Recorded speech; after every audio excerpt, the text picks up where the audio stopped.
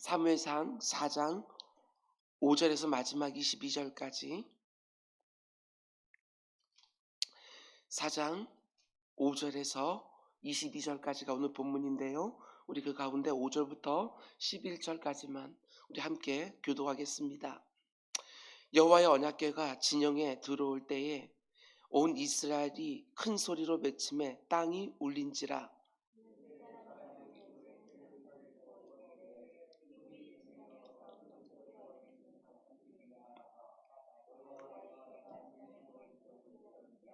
블레 사람이 두려워 이르되 신이 진영에 이르렀다 하고 또 이르되 우리에게 화로다.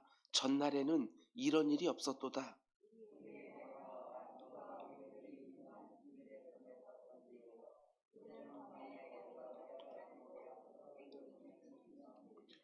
너희 블레 사람들아 강하게 되며 대장부가 되라. 너희가 히브리 사람의 종이 되기를 그들이 너희의 종이 되었던 것 같이 되지 말고 대장부 같이 되어 싸우라 하고.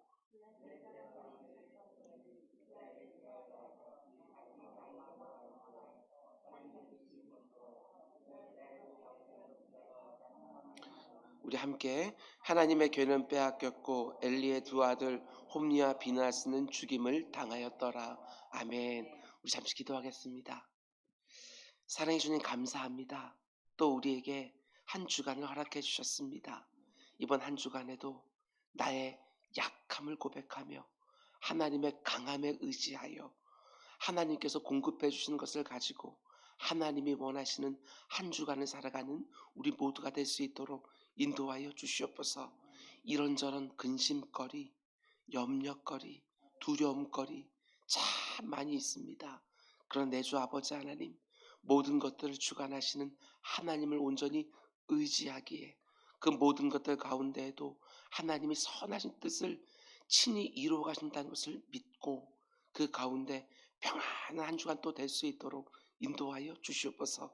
내 생각대로 되지 않는다 할지라도 하나님의 생각대로 될 줄 믿사오니 아버지 하나님의 뜻대로 이루어지는 것이 내게 가장 복된 것인 줄 알고 감사를 빼앗기지 않는 하루하루가 될 수 있도록 인도하여 주시옵소서.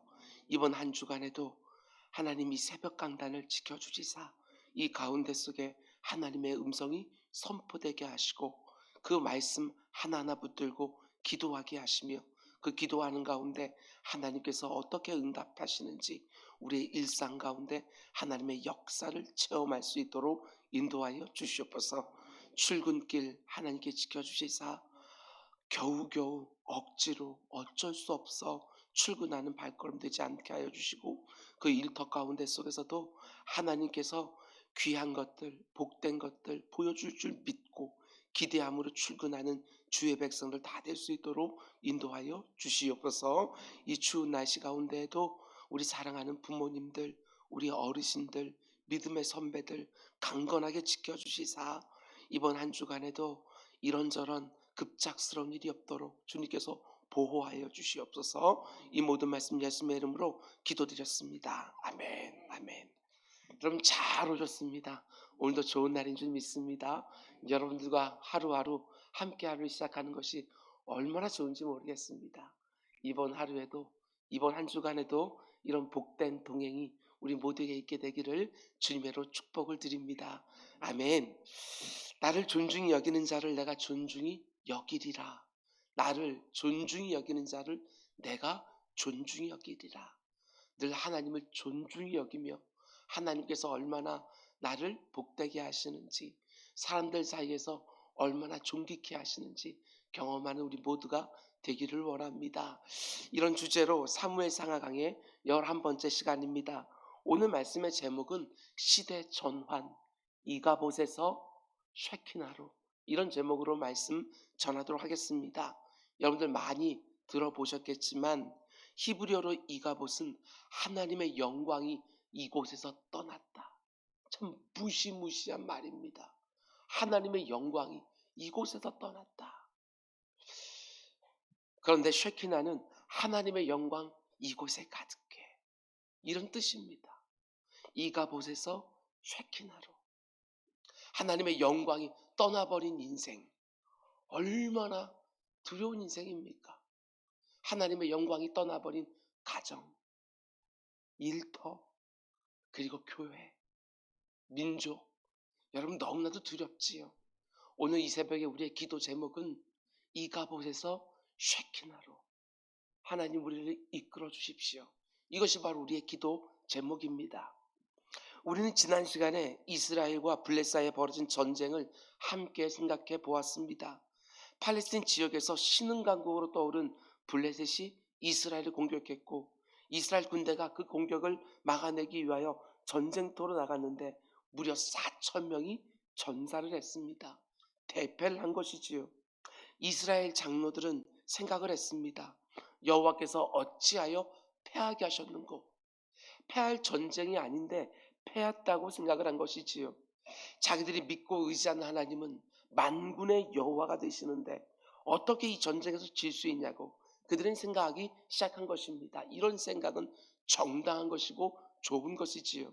그런데 이들이 내린 해결책이 엉터리입니다. 3절 중간부터 보면 여호와의 언약궤를 실로에서 우리에게로 가져다가 우리 중에 있게 하여 그것으로 우리를 우리 원수들의 손에서 구원하게 하자. 이들이 얼마나 영적으로 눈이 어두워져 있는지를 그대로 보여줍니다. 전쟁에 이기게 하는 것은 하나님이신데 이들이 뭐라고 말합니까? 그것으로 언약궤로 우리를 구원하게 하자. 하나님의 임재를 상징하는 언약궤 자체에 무슨 능력이라도 있는 것처럼 그걸 자기 진영에 가져다 놓으면 전쟁에서 이길 수 있다고 생각하는 것이지요. 언약궤는 그저 상징일 뿐입니다. 하나님의 임재가 있을 때만 그게 영광스럽고 귀한 것이지, 하나님의 임재가 없으면 그것은 그저 나무 상자에 불과한 것입니다. 여러분과 저도 마찬가지입니다. 이 땅에서 성도라는 그 귀한 이름을 가지고 살아가지만 하나님이 나와 함께 해주지 않으시면 우리는 그저 깨지기 쉬운 질그릇에 불과한 것이지요. 우리 안에 보배가 담겨 있을 때 그때 우리들의 인생도 영화로운 것이지, 주님께서 나와 함께 하지 않으시면 우리는 그저 껍데기만 남은 질그릇에 불과하다라는 것입니다. 여기서부터 우리는 많은 것들을 생각할 수 있습니다. 우리의 신앙이 그저 껍데기만 남은 형식에 불과하다고 한다면 아무것도 의지가 없습니다.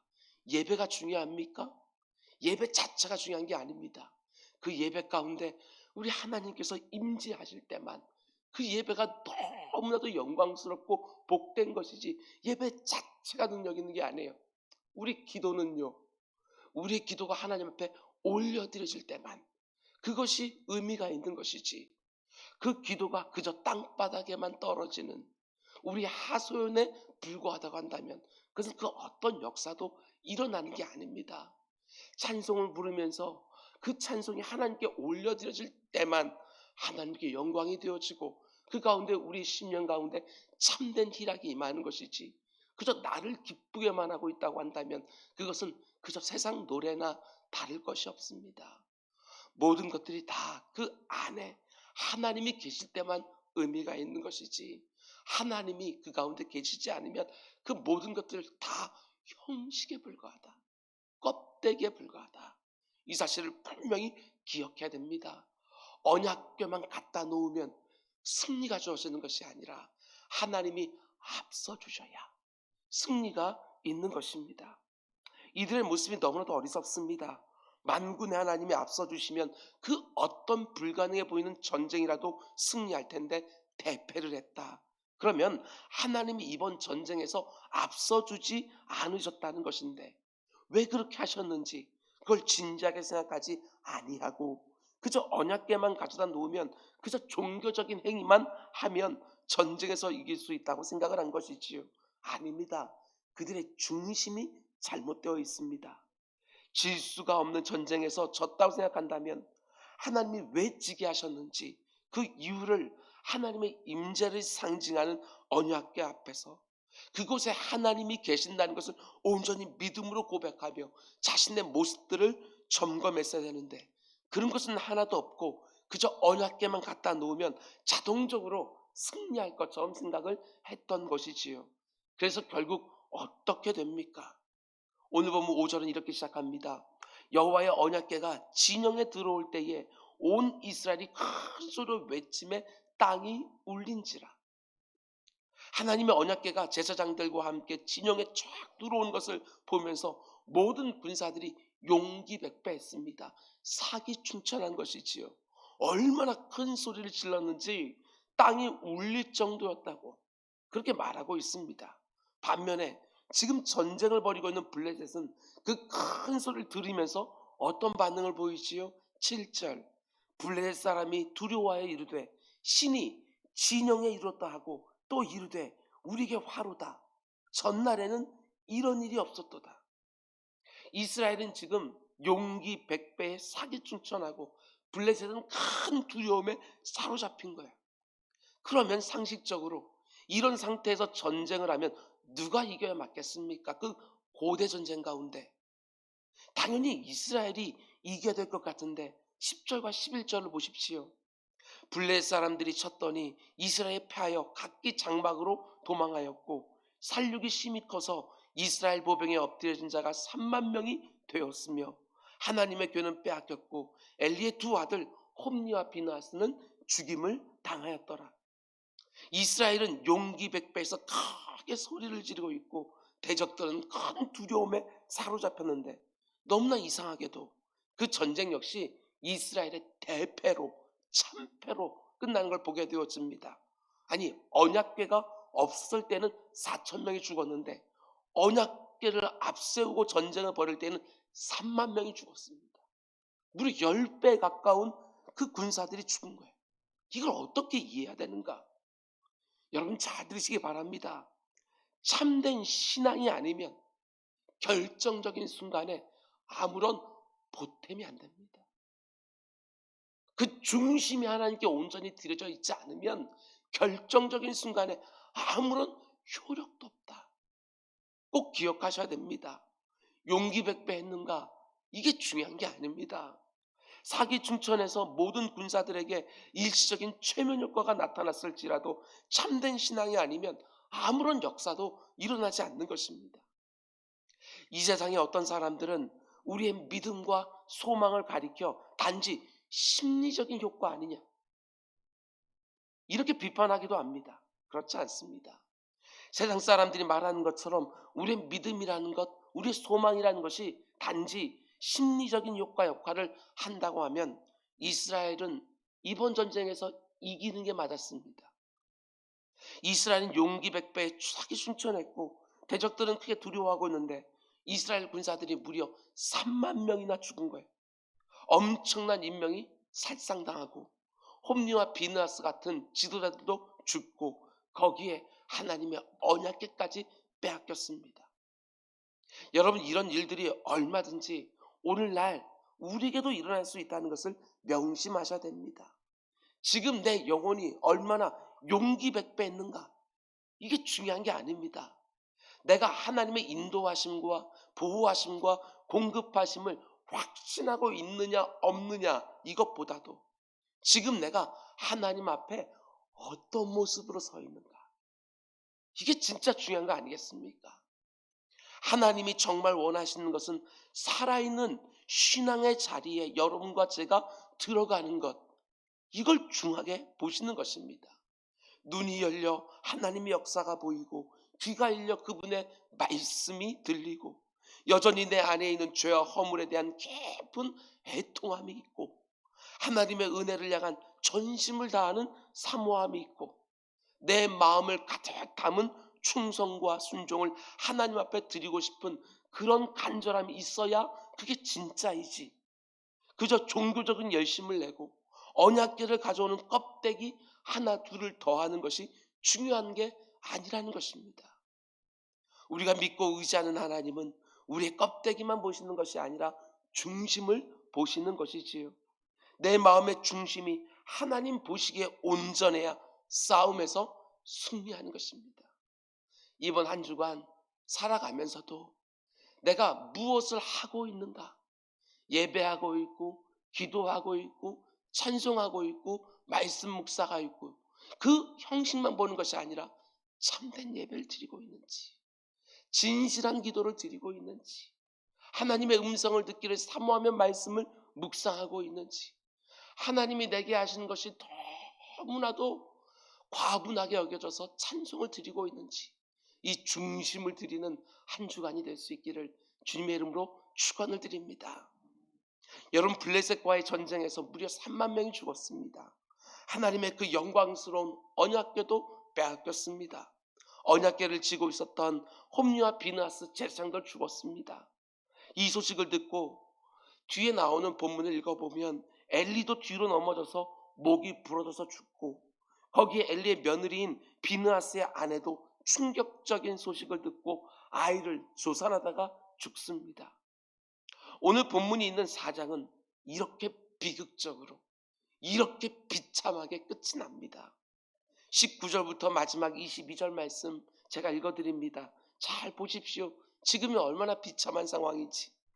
그의 며느리인 비느하스의 아내가 임신하여 해산할 때가 가까웠더니 하나님의 궤를 빼앗긴 것과 그의 시아버지와 남편이 죽은 소식을 듣고 갑자기 아파서 몸을 굽부려 해산하고, 죽어갈 때 곁에 서 있던 여인들이 그에게 이르되 두려워하지 말라, 네가 아들을 낳았다 하되 그가 대답하지도 아니하며 관념하지도 아니하고 이르기를 영광이 이스라엘에서 떠났다 하고 아이 이름을 이가봇이라 하였으니 하나님의 궤가 빼앗겼고 그의 시아버지와 남편이 죽었기 때문이며, 또 이르기를 하나님의 궤를 빼앗겼으므로 영광이 이스라엘에서 떠났다 하였더라. 아이를 출산했습니다. 그것도 아들을 낳았습니다. 그런데 관념하지도 않았다. 신경 쓰지도 않았다. 절망한 것입니다. 그러면서 자신의 아들의 이름을 비명에 가까운 소리로 부르는데 그것이 바로 이가봇입니다. 이가봇. 하나님의 영광이 떠났다. No glory. 여기에 하나님의 영광이 더 이상 없다.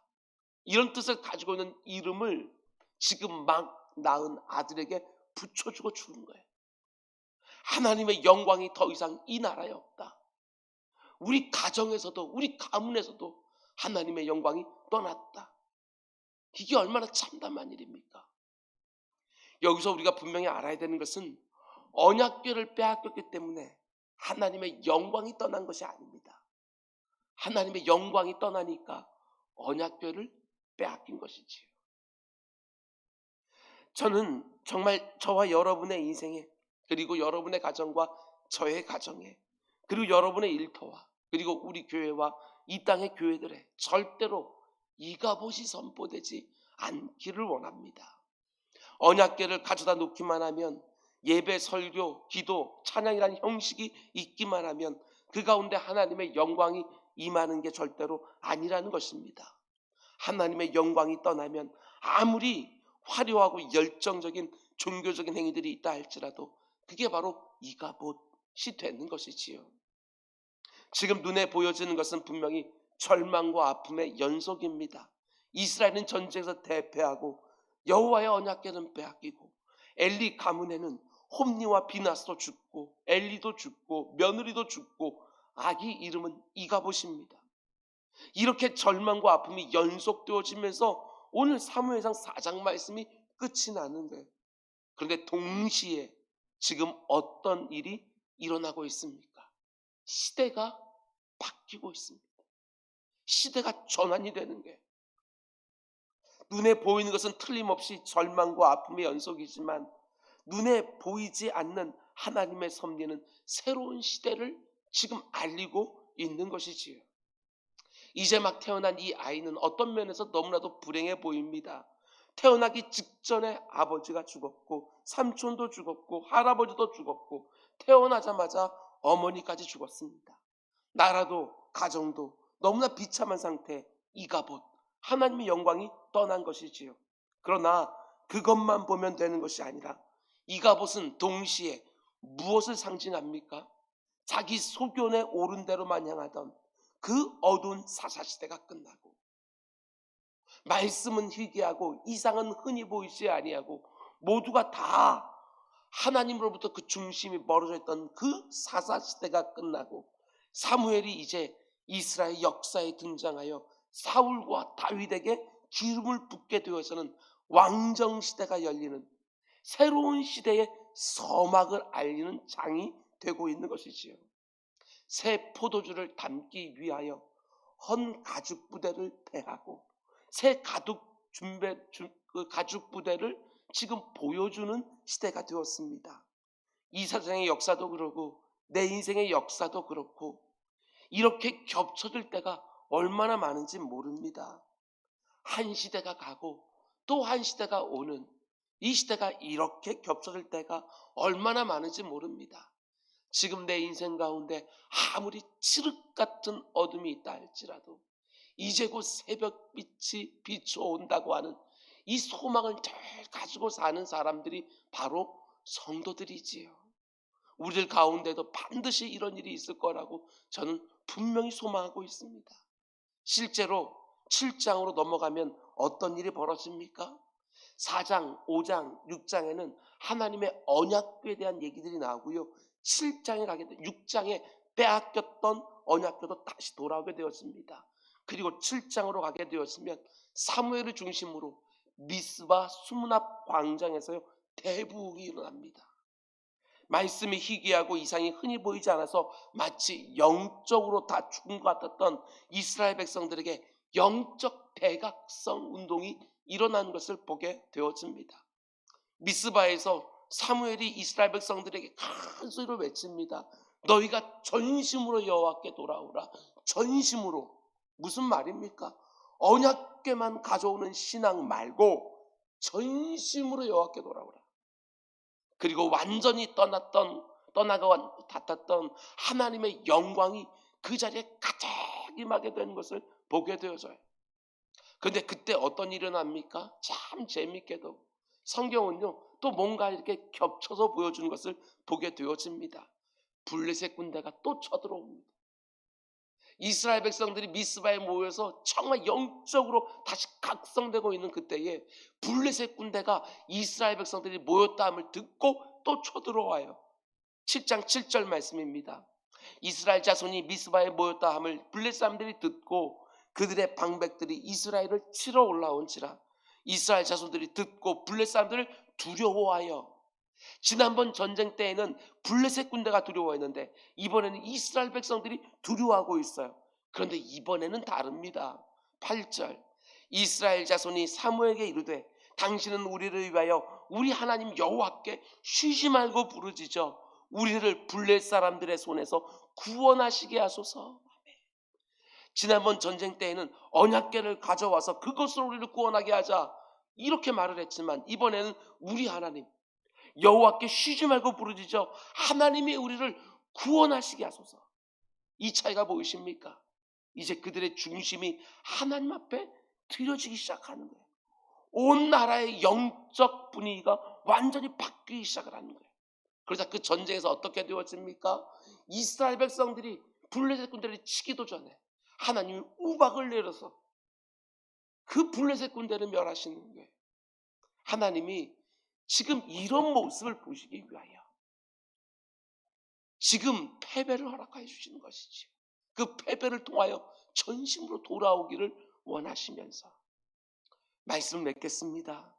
여러분 하나님의 영광이 떠나면 하나님의 임재를 상징하는 언약궤도 그저 나무 상자에 불과한 것이고 하나님의 영광이 떠나면 엘리 가정처럼 그 신앙의 명문도 하루아침에 망할 수 있는 것이고 하나님의 영광이 떠나면 내 인생에서 벌어지는 그 어떤 싸움에서도 이길 수가 없는 것이고 오늘 이 새벽에 우리 기도하기를 원합니다.